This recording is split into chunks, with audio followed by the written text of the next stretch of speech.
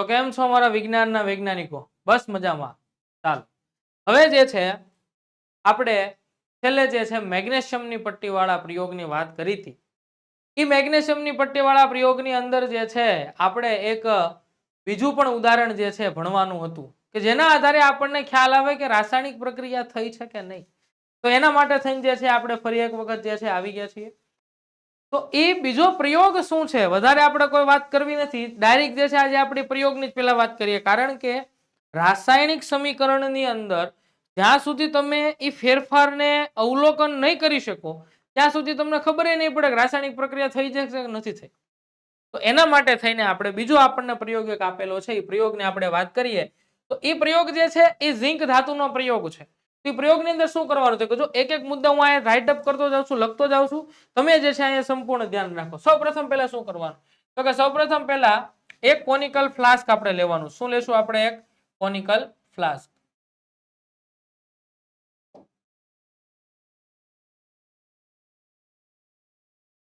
સૌપ્રથમ પહેલા શું લેવાનું છે? એક કોનિકલ ફ્લાસ્ક. ધારો કે આપણે જે છે આ એક કોનિકલ ફ્લાસ્ક લીધું.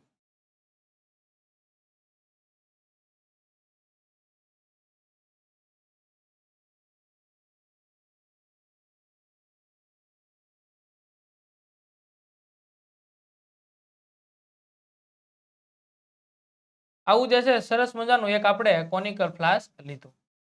આ કોનિકલ ફ્લાસ્ક ની અંદર બરોબર મુદ્દા નંબર 2 આ સૌથી પહેલો મુદ્દો હતો. બરોબર મુદ્દા નંબર 2 શું કીધું તો કે આ કોનિકલ ફ્લાસ્ક ની અંદર તમારે કોઈ પણ એક એસિડ લેવાનું છે. આપણે જે છે મંદ સલ્ફ્યુરિક એસિડ લઈએ. કયું એસિડ લઈએ છીએ તો કે મંદ સલ્ફ્યુરિક એસિડ નાખીએ. કયું એસિડ નાખવું છે આપણે આની અંદર? મંદ સલ્ફ્યુરિક એસિડ. મંદ સલ્ફ્યુરિક એસિડ નું સૂત્ર શું થાય તો કે એનું સૂત્ર થાય H2SO4. આ મંદ સલ્ફ્યુરિક એસિડ આપણે નાખી દઈએ. ચાલો તો કે આપણે એની અંદર એસિડ નાખી દઈએ. એસિડ માટે થઈને આપણે જે છે થોડોક રંગ બદલીએ. હા, ગ્રીન કલર લઈએ.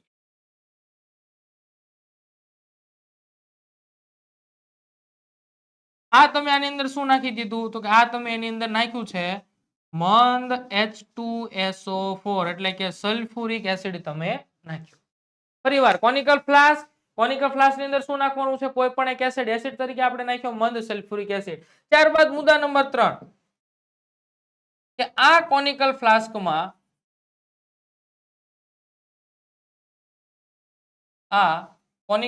ફ્લાસ્કમાં ઝિંક ધાતુના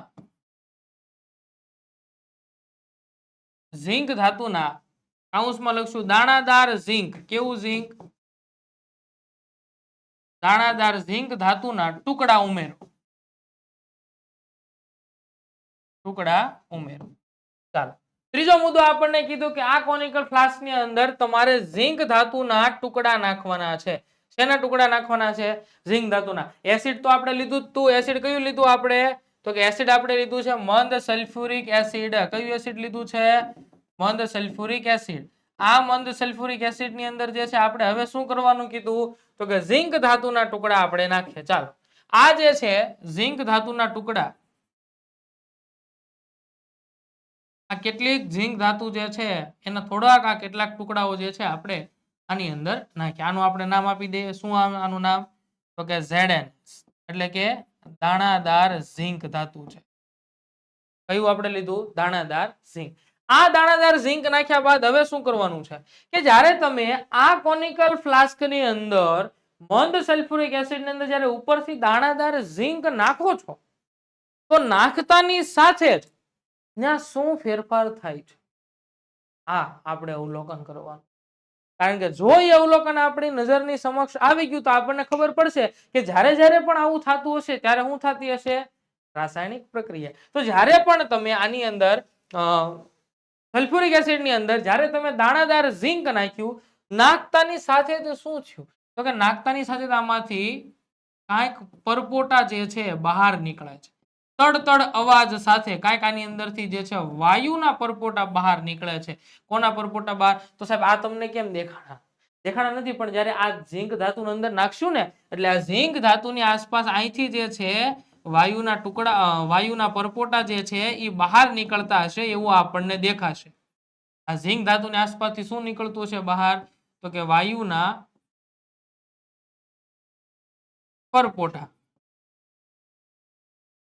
વાયુના પરપોટા નીકળતા હશે એવું આપણને દેખાશે. તો આ વાયુના પરપોટા નીકળ્યા, થોડોક તડતડ અવાજ પણ આવશે. તો આ તડતડ અવાજ સાથે આ જે વાયુના પરપોટા નીકળ્યા, એ નીકળ્યા કોના? તો કે આપણે એના માટે ચોથો મુદ્દો લખીએ કે જ્યારે ઝીંક ધાતુને એસિડમાં ઉમેરવામાં આવે છે ત્યારે તેમાંથી થોડા તડતડ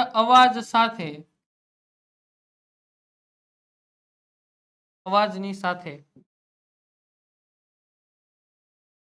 વાયુના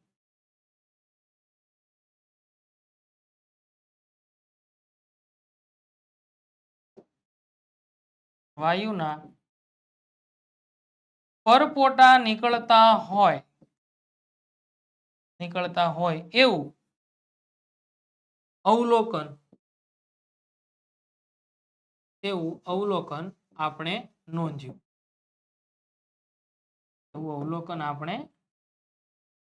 કે જ્યારે આની અંદર ઝીંક ધાતુના ટુકડા મેં નાખ્યા એટલે તરત જ એની અંદરથી જે છે આ વાયુના પરપોટા નીકળે છે. તો સાહેબ આ વાયુના પરપોટા નીકળ્યા કોના? એ કેમ ખબર પડે છે? તો એના માટે છે ને આપણે રાસાયણિક પ્રક્રિયા લખવી પડે વિદ્યાર્થીઓ. રાસાયણિક પ્રક્રિયા લખીએ. ચાલો મને જવાબ દો. આપણે જે છે આની અંદર એસિડ કયું લીધું? તો કે એસિડ આપણે લીધું H2SO4. એટલે આ આપણે લીધું H2SO4 એટલે કે મંદ સલ્ફ્યુરિક એસિડ લીધું. બરાબર? કઈ એની અંદર ધાતુ નાખી? તો કે આની અંદર આપણે ધાતુ નાખીએ છીએ Zn એટલે કે ઝિંક ધાતુ નાખી. શું નાખી?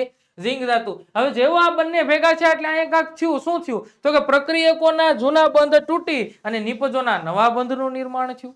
તો પ્રક્રિયક કોણ છે? તો કે અહીંયા પ્રક્રિયક જે છે એ સલ્ફ્યુરિક એસિડ છે. હવે જ્યારે તમને કોઈ પણ રાસાયણિક પ્રક્રિયામાં સલ્ફ્યુરિક એસિડ અને ઝિંક આપેલા છે તો હવે આમાંથી સાહેબ નિપજ શું મળશે એ અમને કેમ ખબર પડે? તો એના માટે છે ધોરણ 9 ની અંદર તમારે જે છે કેટલાક સંયોજકતા આ એક ટોપિક આપ્યો હતો સંયોજકતા અને એની અંદર કેટલાક તમને ઉદાહરણ આપ્યા હતા કેટલાય તત્વોના ધન આયન ને ઋણ આયન ના તમને ઉદાહરણ આપેલા હતા ને. તો એ ઉદાહરણનો આપણે ઉપયોગ કરવો જ્યારે કોઈ પણ રાસાયણિક પ્રક્રિયામાં નિપજ બનાવવી હોય ત્યારે એ પ્રક્રિયકમાં રહેલા આયનોને છૂટા પાડી દેવાના. શું કરી દેવાનું? છૂટા. હવે આની અંદર ધન આયન કયો? તો આની અંદર ધન આયન છે હાઇડ્રોજન. બરોબર? પણ હાઇડ્રોજન આયન કેટલા છે? તો કે 2. તો કે 2H+1. સાહેબ આ તમે ઉપર લટકાનું +1 શું લખ્યું? એ હાઇડ્રોજનની બેટા સંયોજકતા છે. આની અંદર ઋણ આયન કયો છે? તો કે ઋણ આયન આની અંદર છે SO4 -2. આ એનો ઋણ આયન છે. હવે અહીંયા તો ખાલી ધન આયન એક જ છે. કોણ છે? તો કે Zn+2. એટલે આ Zn+2. આ તમે છૂટા એટલા માટે તમને પાડવાનું કહું છું કે નિપજનું નિર્માણ કઈ રીતે કરવું એ પણ ખબર હોવી જોઈએ. કારણ કે આ કેમિસ્ટ્રી કઈ ગોખેથી ગોખાઈ નહીં જાય. બરોબર? એના માટે છે સમજવું જ પડશે અને સમજણથી તમારે આ નિપજ શું બને છે એનું તમારે અનુમાન લગાડીને લખવાનું થાય. એટલે અહીં તમે આયનો છૂટા પાડ્યા. હવે શું થાય? તો કે આ Zn ઉપર શું છે? +2 અને આ સલ્ફેટ ઉપર તો કે -2. +2 -2 વાળા બંને એકબીજા સાથે જોડાઈ જશે. તો એમાંથી શું બની ગયું? તો એમાંથી બની ગયું ZnSO4. શું બની ગયું? ZnSO4. વાય વધ્યું હું? તો કે હાઇડ્રોજન એકલો આંટો મારતો થઈ ગયો. કેટલા હાઇડ્રોજન?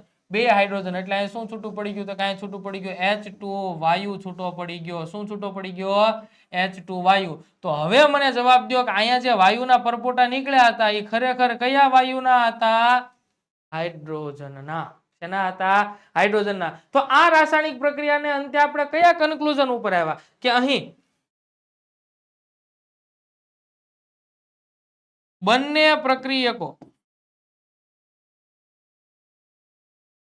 પ્રક્રિયકો ભેગા થતાની સાથે વાયુ ઉદ્ભવે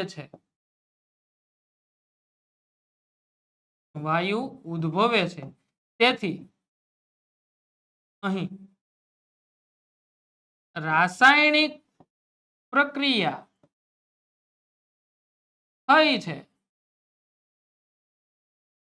થઈ છે તેવું કહેવાય. લ્યો, આ આપણા આખા પ્રયોગનું જે છે આ કન્ક્લુઝન આવી ગયું કે ભાઈ આ રાસાયણિક પ્રક્રિયામાં જ્યારે પ્રક્રિયકો ભેગા થાય છે ત્યારે શું ઉદ્ભવે છે? વાયુ ઉદ્ભવે છે. આ યાદ રાખવાની વાત હતી. શું ઉદ્ભવે છે? વાયુ ઉદ્ભવે.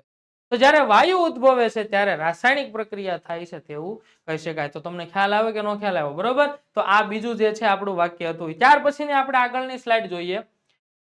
આની અંદર પણ તમને પ્રવૃત્તિ આપેલી છે. પ્રવૃત્તિની અંદર કીધું કે એક કસનળીમાં લેડ નાઇટ્રેટ અને પોટેશિયમ આયોડાઇડ નું દ્રાવણ લેવાનું છે. તો પેલા કસનળી લઈએ. ચાલો કસનળી જે છે લઈએ. આ એક કસનળી લીધી.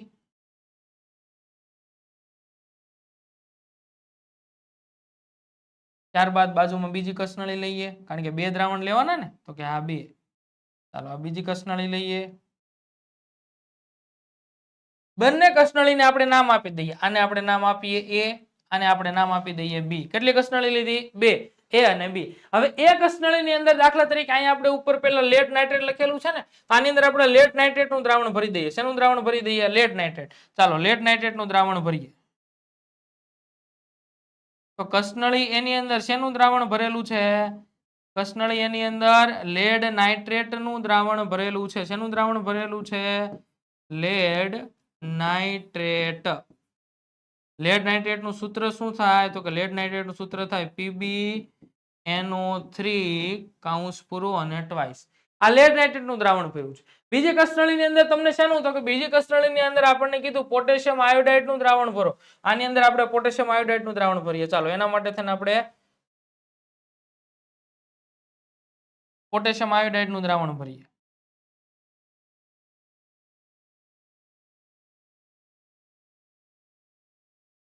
ચાલો કસનળી બી ની અંદર શેનું દ્રાવણ ભર્યું છે? તો કે કસનળી બી ની અંદર પોટેશિયમ આયોડાઇડ. ચાલો પોટેશિયમ આયોડાઇડ નું દ્રાવણ ભર્યું છે. પોટેશિયમ આયોડાઇડ નું સૂત્ર શું થાય? તો કે પોટેશિયમ આયોડાઇડ નું સૂત્ર થાય Ki. શું થાય? Ki. લેડ નાઇટ્રેટ નું સૂત્ર શું થાય? PbNO3 twice. બંનેના સૂત્ર યાદ રાખજો. બે કસનળી, એકનું નામ A, એકનું નામ B. કસનળી A માં લેડ નાઇટ્રેટ નું દ્રાવણ, કસનળી B માં પોટેશિયમ આયોડાઇડ નું દ્રાવણ. હવે શું કરવાનું કીધું? તો કે હવે કે આમાં પ્રવૃત્તિઓ પરથી કહી શકાય છે કે આ જો આ એક તમને ત્રીજું ઉદાહરણ હવે આ બંને દ્રાવણ જે છે એને ભેગા કરવાથી શું થાય છે? તો એનો આપણે જરાક જોઈએ. ચાલો આપણે કેટલી કસનળી લીધી હતી? બે કસનળી. બરોબર.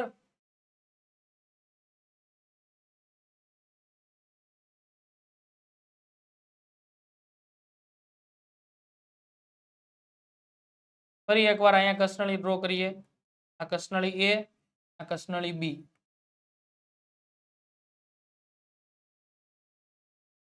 ચાલો કસનળી A નામ આપી દઈએ, કસનળી B. ચાલો કસનળી A ની અંદર શેનું દ્રાવણ આપણે ભર્યું હતું? ફરીવાર યાદ કરો તો કે કસનળી A ની અંદર જે છે આપણે લેડ નાઇટ્રેટ એટલે કે PbNO3 નું દ્રાવણ આપણે આની અંદર ભર્યું હતું. શેનું દ્રાવણ ભર્યું હતું? Lead nitrate. અને એનું સૂત્ર આપણે શું લખ્યું હતું? તો કે PbNO3 ટ્વાઇસ. કસનળી બી ની અંદર શેનું દ્રાવણ ભર્યું હતું? કસનળી બી ની અંદર જે છે આપણે Ki નું દ્રાવણ ભર્યું હતું. શેનું દ્રાવણ ભર્યું હતું? Ki. Ki એટલે તો કે પોટેશિયમ આયોડાઇડ. Potassium iodide. અને આ પોટેશિયમ આયોડાઇડ આપણે સૂત્ર શું લખ્યું હતું? Ki. બરાબર. આ કસનળી A, કસનળી B બંનેની અંદર જે છે આપણે દ્રાવણ ભરી દીધા. એકમાં લેડ નાઇટ્રેટ PbNO3 નું દ્રાવણ ભર્યું, બીજામાં જે છે આપણે Ki એટલે કે પોટેશિયમ આયોડાઇડ નું દ્રાવણ ભર્યું. તો જ્યારે આ બંને દ્રાવણોને હવે શું કરવાના? તો કે આ બંને કસનળીના દ્રાવણોને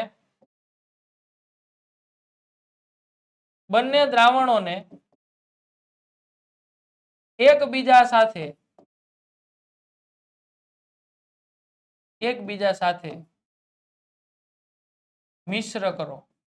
એટલે કે એકબીજાની અંદર જે છે આ બંને, દાખલા તરીકે આ કસનળી B છે, આ કસનળી A છે, આની અંદર આપણે પોટેશિયમ નાઇટ્રેટ, આની અંદર લેડ પોટેશિયમ આયોડાઇડ, આની અંદર લેડ નાઇટ્રેટ. શું કરવાનું? કસનળી A ની અંદર કસનળી B નું દ્રાવણ નાખો, અથવા તો B ની અંદર કસનળી A નું દ્રાવણ નાખો. બે માંથી કોઈ પણ એકની અંદર જે છે બંને દ્રાવણોને ભેગા કરો. હવે આ બંને દ્રાવણોને ભેગા કરતા પહેલા તમારે થોડુંક અનુમાન લગાવવાનું. અનુમાન શું લગાવવાનું છે કે આ લેડ આયોડાઇડ નું દ્રાવણ જે છે એકદમ રંગવિહીન દ્રાવણ હોય. કેવું હોય? કેવું હોય? રંગવિહીન દ્રાવણ. બીજું પોટેશિયમ આયોડાઇડ નું દ્રાવણ જે છે એ પણ રંગવિહીન હોય. કેવું હોય? રંગવિહીન. એટલે આની અંદર આ બંનેમાંથી કોઈ પણ એક કે દ્રાવણનો રંગ હોતો નથી કે ભાઈ આ તો સાહેબ અહીંયા લાલ કલર છે ને પણ લાલ કલર બેટા આપણે અહીંયા દર્શાવવા માટે લીધો છે. બાકી બંને દ્રાવણ રંગવિહીન છે. લેડ આયોડાઇડ પોટેશિયમ આયોડાઇડ અને લેડ નાઇટ્રેટ બંનેના દ્રાવણો રંગવિહીન છે. પણ હવે જ્યારે તમે બંનેને ભેગા કરો છો તો બંને દ્રાવણોને ભેગા કરતા શું થયું કે બંને દ્રાવણોને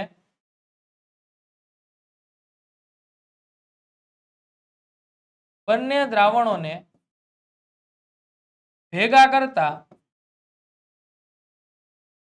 કસનળીમાં આછા પીળા રંગના અથવા તો એકદમ પીળા રંગના આછા પીળા રંગના અવક્ષેપ મળે છે. કેવા રંગના?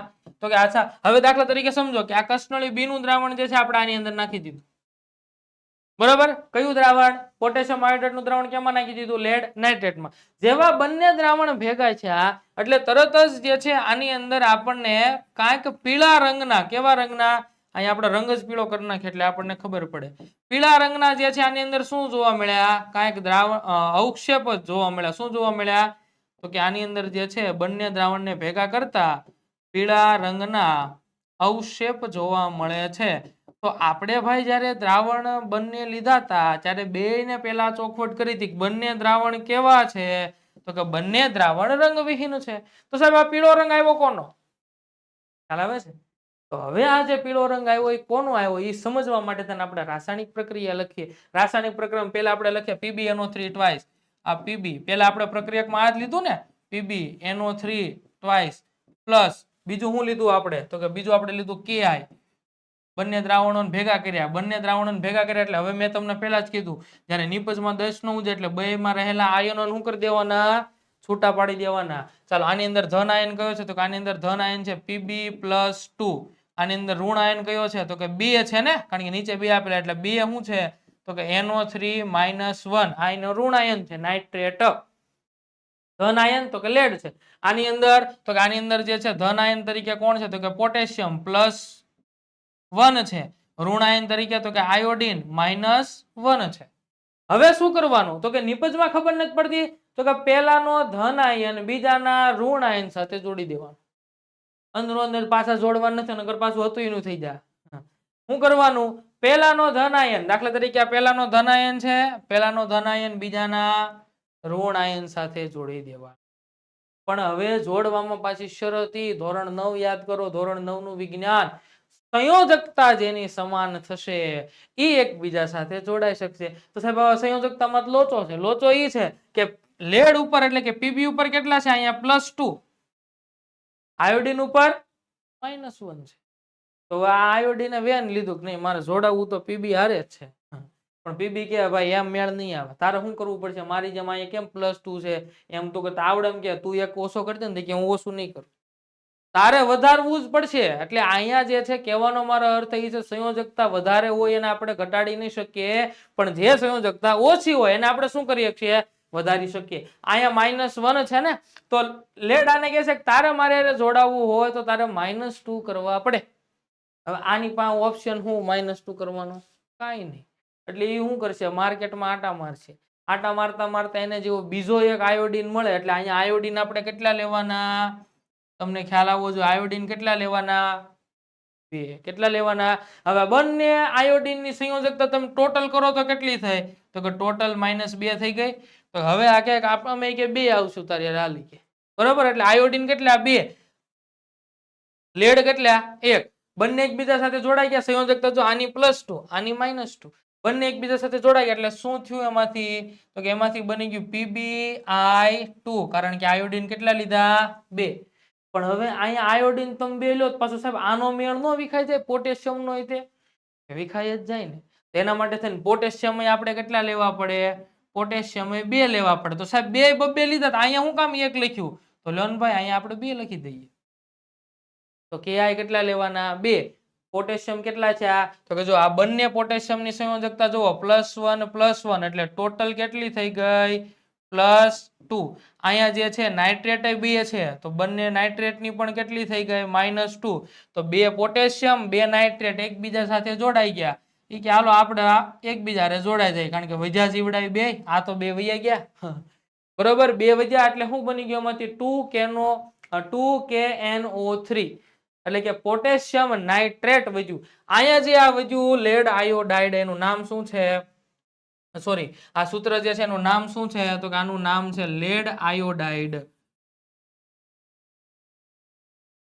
તો તમને જે કસનળીમાં જે આ જે પીળા રંગના જે અવક્ષેપ મળ્યા ને બેટા એ પીળા રંગના અવક્ષેપ કોના મળ્યા? તો કે પીળા રંગના અવક્ષેપ જે છે લેડ આયોડાઇડ ના મળ્યા. કોના મળ્યા? લેડ આયોડાઇડ એટલે કે PbI2 ના મળ્યા. ખાલી જગ્યામાં પૂછાય ને તો લખી નાખવાનું આખું બંધ કરીને PbI2. અહીંયા જે વધ્યું એનું નામ લખો એનાથી આપણે જરૂર નથી પણ નામ લખી નાખે એટલે એને ખોટું ન લાગે એટલે એનું નામ છે પોટેશિયમ નાઇટ્રેટ. તો આ જે લેડ આયોડાઇડ ના પીળા અવક્ષેપ મળ્યા તમે જ્યારે પ્રયોગ કર્યો તો પ્રયોગની પહેલા તમે બે બાજુ ચોખવટ પાડી હતી બંને કેવા છે? રંગવિહીન છે. પછી આની અંદર આ અવક્ષેપ એવો તમારો શબ્દ આવ્યો બેટા. અવક્ષેપ કોને કહેવાય? તો કે પ્રવાહીમાં રહેલ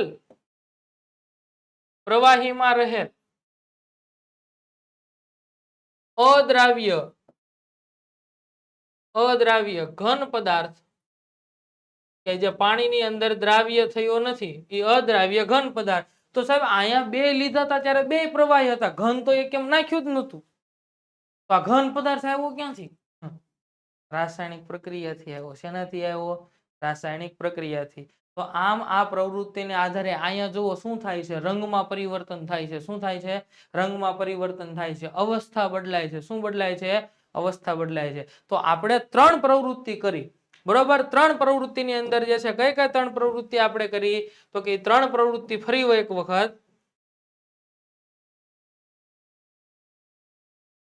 3 પ્રવૃત્તિની અંદર સૌથી પહેલી પ્રવૃત્તિ આપણે કઈ કરી? તો કે સૌથી પહેલી પ્રવૃત્તિ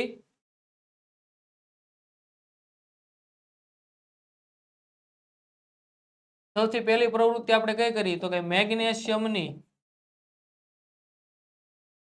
પટ્ટીને હવામાં સળગાવતા. આ પહેલો પ્રયોગ આપણે કર્યો. મેગ્નેશિયમની પટ્ટી લીધી, ટીપિયા વડે પકડી હતી, બર્નર વડે સળગાવી, નીચે સફેદ રંગનો શું મળ્યો આપણને? પાવડર મેગ્નેશિયમ ઓક્સાઇડનો. બીજી પ્રવૃત્તિ બેટા આપણે કઈ કરી? તો કે બીજી પ્રવૃત્તિ કે ઝિંક ધાતુને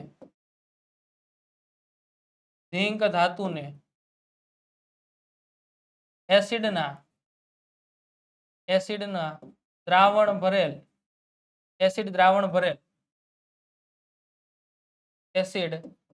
ભરેલ કોનિકલ ફ્લાસ્કમાં ઉમેરતા. એટલે કે બીજી પ્રવૃત્તિ આપણે જે કોનિકલ ફ્લાસ્ક વાળી કરી ને એ બીજી કરી કે કોનિકલ ફ્લાસ્ક લીધું, સલ્ફ્યુરિક એસિડ નાખ્યું, ઉપરથી દાણાદાર ઝીંક નાખ્યું. શું ખબર પડી? વાયુ ઉદ્ભવે છે. શું ઉદ્ભવે છે? વાયુ. કયો વાયુ? હાઇડ્રોજન વાયુ. આની અંદરથી એમસીક્યુ મેં તમને યાદ કીધું તો કેવા રંગની જ્યોતથી? તો કે જગારા મારતી. કેવા રંગની? તો કે સફેદ રંગની જ્યોત. કોણ સળગે છે? તો કે મેગ્નેશિયમ સળગે છે. કોણ સળગે છે? મેગ્નેશિયમ. ત્યારબાદ ત્રીજી પ્રવૃત્તિ જે હમણાં આપણે જે કરી રહ્યા એ કઈ? તો કે 2 કસનળી. બરોબર એમાંથી એકમાં શેનું દ્રાવણ? તો કે લેડ નાઇટ્રેટ. બીજું શેનું દ્રાવણ? તો કે પોટેશિયમ આયોડાઇડ. આ બંને દ્રાવણને આપણે ભેગા કર્યા અને બંને દ્રાવણને ભેગા કરીને જે કાંઈ પણ પ્રક્રિયા થઈ એનું આપણે અવલોકન કર્યું. તો આ ત્રણેય પ્રક્રિયાઓ જે આપણે કરી એ ત્રણેય પ્રક્રિયાઓ એ ઉદાહરણ છે કે રાસાયણિક પ્રક્રિયા થાય છે કે નહીં ખબર કેમ પડે? તો આ ત્રણેય પ્રક્રિયાઓના અંતે આપણે એક એવા કન્ક્લુઝન ઉપર નીકળ્યા, એક નિર્ણય ઉપર આપણે આવ્યા કે સૌપ્રથમ પહેલા તો રંગમાં પરિવર્તન થાય. ખાસ યાદ રાખજો આ 4 વાક્ય જે અહીં લખું છું ને રંગમાં પરિવર્તન થાય. બીજું જે છે અવસ્થા બદલાય. શું થાય? અવસ્થા બદલાય. ત્યારબાદ ત્રીજું જે છે તાપમાન બદલાય, એટલે કે તાપમાનમાં ફેરફાર થાય. અને ત્યારબાદ ચોથું જે છે શું તો કે વાયુ ઉદ્ભવે. શું ઉદ્ભવે? વાયુ. સાહેબ આ બધું તો સમજ્યા, પણ તમે આ જે ત્રીજું લખ્યું તાપમાનમાં ફેરફાર થાય ઈ કેમ ખબર પડે? એ તો તમે કઈ વાત કરી નહીં. પણ આપણે જે આ ઝિંક ધાતુના કોનિકલ ફ્લાસ્ક વાળી જે વાત કરી ને, એમાં તમે કોનિકલ ફ્લાસ્ક લેશો, એમાં તમે એસિડ નાખશો, દાણાદાર ઝિંક નાખશો, બંને વચ્ચે પ્રક્રિયા થાય ને આપણી પ્રક્રિયામાં ક્યાંય એવું કીધું કે એને ગરમ કરો એમ? તો કે નહીં. પણ તેમ છતાં ઈ પ્રક્રિયા જ્યારે થતી હોય ત્યારે તમે કોનિકલ ફ્લાસ્કને નીચે તળિયેથી પકડશો ને તો કોનિકલ ફ્લાસ્ક તમને ગરમ લાગશે. તો સાહેબ ગરમ કર્યા વિનાનું ગરમ કેમ લાગ્યું? એમાં ફેરફાર થયો, તાપમાનમાં ફેરફાર થાય છે. તો આ ચારેય વસ્તુ એ બાબતનો પુરાવો આપે છે કે જ્યારે જ્યારે આ ચાર વસ્તુ અથવા તો ચારમાંથી કોઈ પણ એક વસ્તુ થતી હોય ત્યારે રાસાયણિક પ્રક્રિયા થાય છે તેવું કહેવાય. ફરી એકવાર કયા કયા ચાર ફેરફાર? તો સૌથી પહેલું રંગમાં પરિવર્તન, રંગ ફરી જાય, અવસ્થા બદલાય, ઘન હોય તો પ્રવાહી, પ્રવાહી વાયુ, આવી રીતે અવસ્થામાં ફેરફાર થાય, તાપમાનમાં ફેરફાર, અને ત્યારબાદ સૌથી છેલ્લે આપણે આ જે પ્રયોગ કર્યો હતો ને ધાતુ વાળો, જેમાં આપણે કયો વાયુ ઉદ્ભવતો હતો? હાઇડ્રોજન વાયુ. કયો વાયુ? હાઇડ્રોજન. તો આ વાયુ ઉદ્ભવે. આ ચાર માંથી કોઈ પણ એક વસ્તુ જો તમારા વૈજ્ઞાનિક દ્રષ્ટિકોણની અંદર દેખાય, તમને ખબર પડે કે હા આ ચાર માંથી કંઈક આવું થયું છે, તો ત્યાં તમારે શું સમજવાનું? રાસાયણિક પ્રક્રિયા. આ તો ખાલી હજી આપણે સમજ્યા કે રાસાયણિક પ્રક્રિયા થાય છે કે નહીં. બરોબર. જો ચારે ચાર વસ્તુ અહીં લખેલી છે, બરોબર, જે વાત આપણે આગળ કરી ગયા કે જ્યારે જ્યારે પદાર્થની અવસ્થામાં ફેરફાર થાય, શું થાય? પદાર્થની અવસ્થા બદલાય. ત્યારબાદ બીજું અવસ્થા, પદાર્થની અવસ્થામાં પરિવર્તન થાય, રંગમાં પરિવર્તન થાય, વાયુ ઉદ્ભવે અને તાપમાનમાં પરિવર્તન થાય. રાસાયણિક પ્રક્રિયા દરમિયાન પરમાણુ વચ્ચેના બંધ તૂટે અને નવા બંધોનું નિર્માણ થાય છે અને ઉપરના મુજબના અવલોકનો જોવા મળે છે. બરોબર. પ્રક્રિયકમાં રહેલા જેટલા પણ જૂના બંધ હોય, જૂના બંધ તૂટે અને નિપજના નવા બંધનું નિર્માણ થાય. એ સમયગાળા દરમિયાન અથવા તો તેની સાથે ચાર માંથી કોઈ પણ એક શું શું? તો કે પદાર્થની અવસ્થામાં પરિવર્તન થાય, રંગમાં પરિવર્તન થાય, વાયુ ઉદ્ભવવું અને તાપમાનમાં પરિવર્તન જોવા મળે. તો વિદ્યાર્થીઓ સમજી લેવાનું ત્યાં શું થાય છે? તો કે ત્યાં રાસાયણિક પ્રક્રિયા થાય છે તેવું કહેવાય. લ્યો, આ રાસાયણિક પ્રક્રિયા થાય છે એવું આપણે કહી દીધું. ખ્યાલ આવ્યો બધાને? તો આ રાસાયણિક પ્રક્રિયા થાય છે એનું આ અવલોકન છે. આવી વસ્તુ આપણી નજરે ચડે એટલે સમજવાનું કે અહીંયા રાસાયણિક પ્રક્રિયા થાય છે. હવે સાહેબ રાસાયણિક પ્રક્રિયા થઈ જાય એ તો ખબર પડે, પણ અમારે રાસાયણિક પ્રક્રિયા થઈ ગઈ તેને લખવી કેમ? તો એના માટે ત્યાર પછીનો પ્રશ્ન કે રાસાયણિક સમીકરણ એટલે શું? ઉદાહરણ આપી સમજાવો તથા માળખાકીય સમીકરણ, રાસાયણિક સમીકરણ કોને કહેવાય? તો જ્યારે કોઈ પણ રાસાયણિક પ્રક્રિયા થઈ હોય તો એને લખવી તો પડે ને. આમ હવામાં કેમ બધું યાદ રાખશો? H2SO4 આમ યાદ રહે? નહીં રહે. લખવી પડશે. લખવા માટે આપણે શું કરશું? તો કે સૌપ્રથમ પહેલા વૈજ્ઞાનિકો એવું નક્કી કર્યું કે આ જે રાસાયણિક પ્રક્રિયાની અંદર જે તત્વો અથવા તો જે સંયોજન, જે પરમાણુ વપરાય છે એનું શાબ્દિક સમીકરણમાં દર્શાવવું. કયા સમીકરણમાં દર્શાવવું? તમને સાહેબ શાબ્દિક સમીકરણ એટલે કાંઈ નહીં બેટા, શબ્દો લખવાના. આપણે મેગ્નેશિયમ વાળું જે છે એમાં આપણે લખ્યું તો મેગ્નેશિયમમાં આપણે શું લખવાનું? તો કે મેગ્નેશિયમની સંજ્ઞાની જગ્યાએ મેગ્નેશિયમનું નામ લખવાનું. તો કે મેગ્નેશિયમ પ્લસ કોની હાજરી હતી? તો કે ઓક્સિજનની હાજરી હતી. તો આપણે શું લખવાનું? ઓક્સિજન. બરોબર. આ બંને વચ્ચે પ્રક્રિયા થઈ અને એમાંથી શું બન્યું? તો કે એમાંથી બની ગયું મેગ્નેશિયમ ઓક્સાઇડ. શું બની ગયું? Magnesium oxide. તો આ તમે શબ્દોમાં દર્શાવ્યું ને, આ શબ્દોમાં જે દર્શાવ્યું ને આને શાબ્દિક સમીકરણ કહેવાય બેટા. કયું સમીકરણ કહેવાય? શાબ્દિક સમીકરણ. તો પેલા એવું નક્કી કર્યું કે શાબ્દિક સમીકરણો દર્શાવવા જોઈએ. પેલા નક્કી એવું કર્યું હતું. હું દર્શાવવું? શાબ્દિક સમીકરણ. પણ કોખડી કરવા વાળા હોય ને વૈજ્ઞાનિકો, એને એમ કીધું મને વાંધો નથી, તમે શાબ્દિક સમીકરણ દર્શાવો. પણ શાબ્દિક સમીકરણથી તમે પ્રક્રિયકમાં રહેલા તત્વોની સંખ્યા અને નિપજમાં રહેલા તત્વોની સંખ્યા કેમ તમે નક્કી કરશો? આમાં તમને કેમ ખબર પડે કે તમારે અહીંયા ઓક્સિજન 2 લેવાના છે? ખબર પડે? કાંઈ ન ખબર પડે. ખ્યાલ આવ્યો? તો શાબ્દિક સમીકરણની અંદર તકલીફ એ થઈ કે પ્રક્રિયકમાં રહેલા તત્વોની સંખ્યા અને નિપજમાં રહેલા તત્વોની સંખ્યાનો કોઈ ખ્યાલ આવતો નથી. સીતારામની આરતી કાંઈ ખબર પડતી નથી. તો એના માટે વૈજ્ઞાનિકોએ શું કર્યું? તો કે વૈજ્ઞાનિકો શું કર્યું? તો કે શાબ્દિક સમીકરણ દર્શાવવાને બદલે શબ્દોની જગ્યાએ રાસાયણિક સૂત્રનો ઉપયોગ કર્યો. આ જે મેગ્નેશિયમ છે તો મેગ્નેશિયમનું રાસાયણિક સૂત્ર શું થાય? આપણે ઉપર જ હમણાં જ લખી ગયા. મેગ્નેશિયમનું Mg થાય. ઓક્સિજનનું શું થાય? તો વચ્ચે પ્લસ ની નિશાની, ઓક્સિજનનું O2 થાય. બંને ભેગા થઈને શું બનાવ્યું? તો કે એમાં જ બનાવ્યું મેગ્નેશિયમ ઓક્સાઇડ એટલે કે MgO. અહીંયા ઓહો ની 10 પૂજી ગઈ. જો ઓક્સિજન 2 લેવાના. શું નક્કી કર્યું? શાબ્દિક સમીકરણની જગ્યાએ રાસાયણિક સૂત્રનો ઉપયોગ કરી અને યોગ્ય સંજ્ઞા દ્વારા હજી વધુ સંક્ષિપ્ત સ્વરૂપમાં રજૂ કરી શકાય છે. આમ રાસાયણિક પ્રક્રિયાને રાસાયણિક સૂત્રો યોગ્ય સંજ્ઞા દ્વારા દર્શાવવામાં આવે તેને રાસાયણિક સમીકરણ કહે. રાસાયણિક પ્રક્રિયા તો થઈ ગઈ, પણ એ રાસાયણિક પ્રક્રિયાને દર્શાવવા માટે રાસાયણિક સમીકરણનો ઉપયોગ થાય. રાસાયણિક સમીકરણ કોને કહેવાય? તો કે રાસાયણિક પ્રક્રિયામાં જેટલા પણ વપરાયેલા સંયોજનો હોય, તત્વો હોય, આ બધાના શું તો કે રાસાયણિક સૂત્રો અને યોગ્ય સંજ્ઞાઓનો ઉપયોગ કરી. યોગ્ય સંજ્ઞા એટલે કે મેગ્નેશિયમની Mg થાય તો Mg લખવાની એમ. યોગ્ય સંજ્ઞા એટલે શું? આ મેગ્નેશિયમની Mg થાય ને Mg એટલે પછી તમને ના ના સાહેબ સોડિયમ લખો ને, એમ હાલે નહીં. એટલા માટે હું શબ્દ વાપર્યો યોગ્ય સંજ્ઞા દ્વારા દર્શાવવામાં આવે તેને રાસાયણિક સમીકરણ કહે છે. દાખલા તરીકે મેગ્નેશિયમની પટ્ટીને હવામાં સળગાવતા મેગ્નેશિયમ ઓક્સાઇડ બને છે. આપણે ઉપર વાત કરી, બરોબર? તો જો આ જો એનું શાબ્દિક સમીકરણ લખેલું છે કે આવી રીતે શાબ્દિક સમીકરણ લખાય, બરોબર? આપણે અહીં લખ્યું ને, પણ આમાં કાંઈ ખબર તો પડતી નથી કે ભાઈ અહીંયા ઓક્સિજન, હવે અહીંયા મારે 2 લખવા, આ ઓક્સિજન પછી અહીંયા લટકાના 2, કેમ મેળ નો આવે? એટલે શાબ્દિક સમીકરણની જગ્યાએ શું લખવાનું નક્કી કર્યું? તો કે રાસાયણિક સમીકરણ લખવાનું નક્કી કર્યું. Mg + O2 એમાંથી બની ગયું MgO.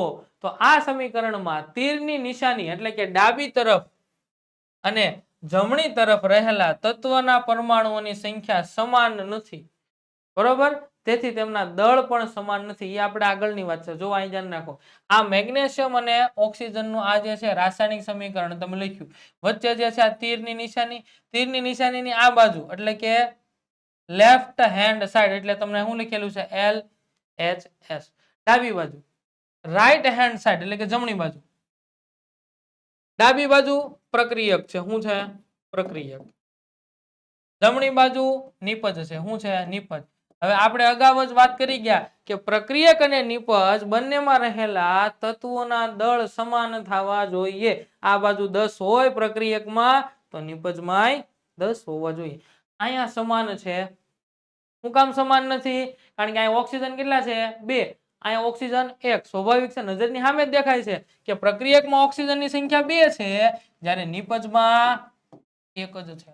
એટલા માટે આપણે બીજું વાક્ય શું લખ્યું છે કે આ સમીકરણમાં તીરની નિશાનીની ડાબી બાજુ એટલે કે પ્રક્રિયક અને જમણી તરફ એટલે કે નિપજમાં રહેલા તત્વના પરમાણુની સંખ્યા સમાન નથી. મેગ્નેશિયમ જો પ્રક્રિયકમાં 1, નિપજમાં 1. ઓક્સિજન પ્રક્રિયકમાં 2, નિપજમાં 1. સંખ્યા સમાન નથી.